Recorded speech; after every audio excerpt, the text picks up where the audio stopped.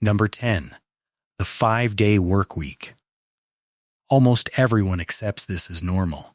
5 days of work, 2 days of rest. Repeat until retirement. Very few people ever stop to ask where this came from or whether it actually makes sense anymore. The 5-day work week wasn't designed around human biology, mental health, or productivity. It came from factories, specifically early industrial factories that needed workers present for as long as possible without completely burning them out. Before that, work schedules were seasonal. People worked when there was work to do and rested when there wasn't. Time wasn't divided into rigid blocks. It followed daylight, weather, and necessity. Then machines arrived.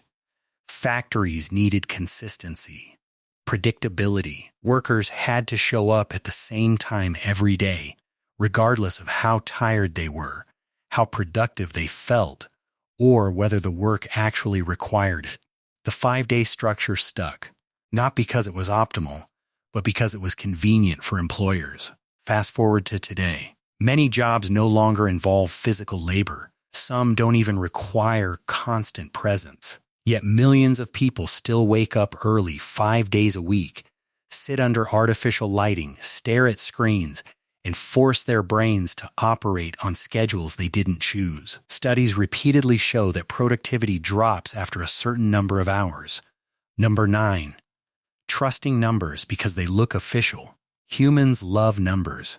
If something has statistics, charts, percentages, or rankings attached to it, we assume it's legitimate, objective, neutral, but numbers don't explain themselves. Humans choose what to measure, how to measure it, and what to ignore. A single number can hide thousands of assumptions. Take ratings, scores, or rankings, schools, restaurants, intelligence tests, productivity metrics. Most people accept them without question. A higher number must be better. A lower number must be worse. Rarely do we ask who created the scale, what it actually measures, or what it leaves out entirely. This blind trust creates strange behavior. People optimize their lives around metrics instead of meaning. They chase scores instead of outcomes. They feel successful or inadequate based on abstract values that may not reflect reality at all. Yet questioning numbers feels uncomfortable. Math feels authoritative. Challenging it feels like challenging truth itself. So instead, humans accept the scoreboard, even when they don't understand the game. Number 8. Accepting default settings as the right way. Defaults are powerful. When you open a new app, device, or service, it comes preloaded with choices already made for you. Notifications are on, permissions are allowed, layouts are set. Privacy options are buried somewhere deep in the settings menu. Most people never change them. Not because the defaults are optimal, but because changing them requires effort, attention, and confidence that you know better than whoever designed the system. Humans tend to assume defaults exist for a reason. If this was the best choice, someone smarter must have decided it already. But defaults are rarely designed for your benefit. They're designed for convenience, engagement, data collection, or profit. They prioritize what the system wants, not what you need. And yet, people accept them without question. They accept constant notifications interrupting their focus. They accept apps tracking their behavior. They accept autoplay, endless scrolling, and features designed to keep them engaged longer than they planned, because opting out feels like swimming upstream. So instead of asking, "Is this good for me?" humans ask, "Why would I change it?" And that's exactly why defaults work so well. Number 7, believing there's a correct life timeline. There's an invisible checklist most people carry around. Graduate by a certain age. Get a job. Get promoted. Find a partner. Buy a house. Have kids. Settle down. Retire. This timeline isn't written anywhere official, but almost everyone knows it, and almost everyone feels pressure to follow it. The strange part is that the timeline isn't universal. It changes across cultures, eras, and economic conditions. What made sense 50 years ago doesn't always make sense now, yet people treat it like a rulebook. If you're behind, you feel anxious. If you're ahead, you feel temporary relief. And if you deviate completely, you're often met with confusion or concern. Rarely does anyone stop to ask where this timeline came from, or who decided it was the standard, or whether it fits their values at all. Humans accept it because it provides structure. It tells them what comes next. It reduces uncertainty. Questioning it means facing the uncomfortable truth that there may not be a single right path, just choices and consequences. So instead, many people follow a script written for a different version of life, hoping it still leads somewhere meaningful. Number 6, uniforms as automatic authority. Clothing shouldn't determine trust, but it does.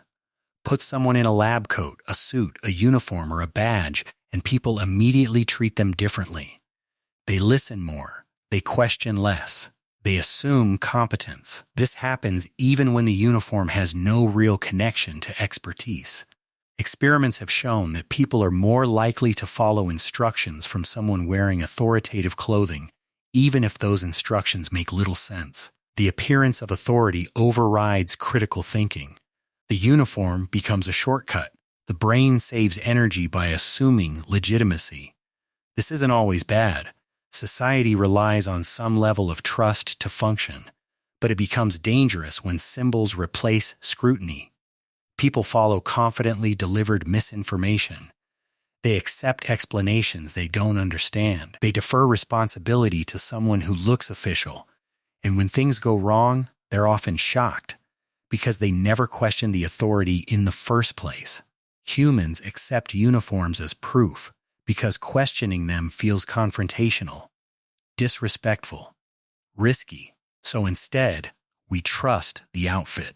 Number 5, choosing convenience over intention. Convenience has quietly become one of the most powerful forces shaping human behavior. If something is faster, easier, or requires less effort, people tend to choose it automatically, even when it conflicts with their long-term goals or values.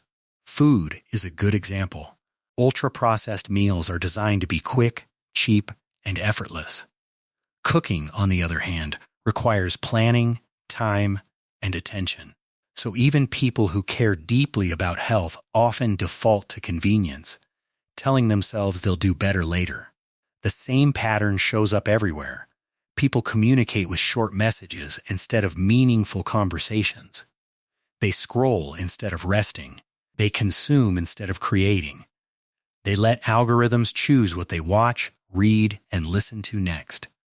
Convenience removes friction, and friction is often the only thing standing between impulse and action. The problem isn't that convenience exists, it's that humans rarely stop to ask what it's replacing. Every convenience trades something away: time, skill, awareness, or control. But questioning convenience requires intention, and intention requires effort. So instead, humans accept whatever is easiest, even when it quietly reshapes their habits, attention, and priorities. Number 4, repetition mistaken for truth. If you hear something enough times, it starts to feel true. This isn't because it becomes more accurate. It's because the brain mistakes familiarity for validity. Psychologists call this the illusory truth effect. The idea is simple. Repeated information feels easier to process. Easier processing feels comfortable, and comfort gets interpreted as correctness. That's why slogans work, why advertising works, why rumors spread, why misinformation survives even after being disproven. Humans rarely verify things they've already heard many times. Doing so feels unnecessary. The statement already feels settled. This creates a strange situation where false ideas can become deeply embedded in society simply through repetition. They get passed down, reinforced, and defended, not because they're true, but because they're familiar. Questioning them feels disruptive, unnecessary, even rude. So instead of asking, "Is this correct?" humans ask, "Have I heard this before?" And if the answer is yes, That's often enough. Number 3, treating busyness as a virtue. Being busy has become a status symbol. People talk about how packed their schedules are, how little sleep they get, how many tasks they're juggling.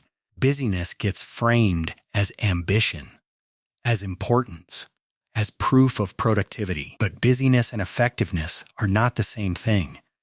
In many cases, constant busyness is a sign of poor priorities, weak boundaries, or systems that don't work.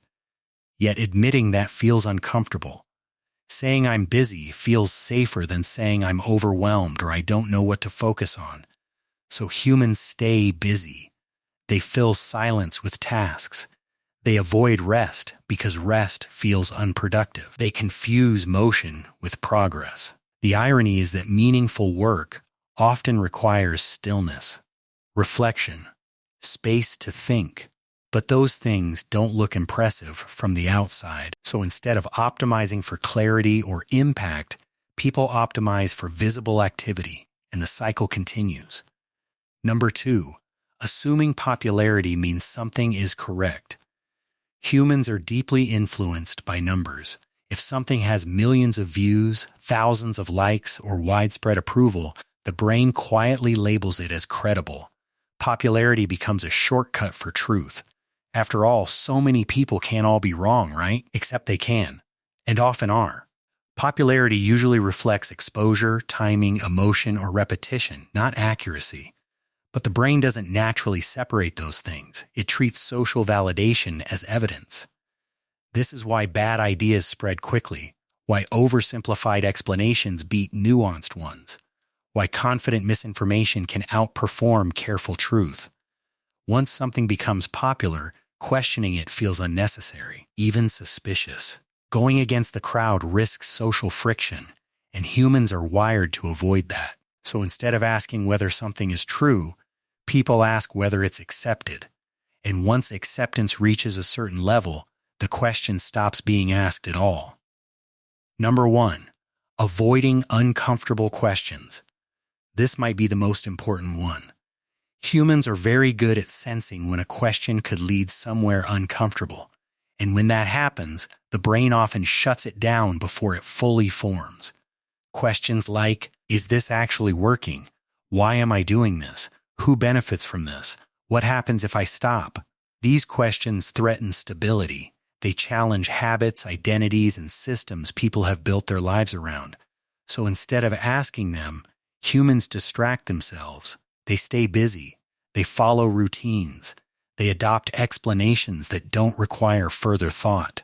Avoidance feels safer than uncertainty. The problem is that unasked questions don't disappear. They sit quietly in the background, shaping decisions without ever being examined. And the longer something goes unquestioned, the harder it becomes to challenge, not because it's right, but because it's familiar. Most things people accept aren't accepted because they're proven, tested, or optimal. They're accepted because they're normal.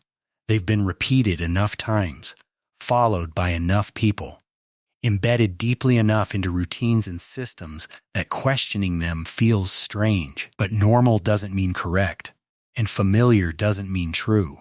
Sometimes the most important thing you can do isn't find better answers, it's ask better questions. That's all for today. I'll be making more videos like this in the future.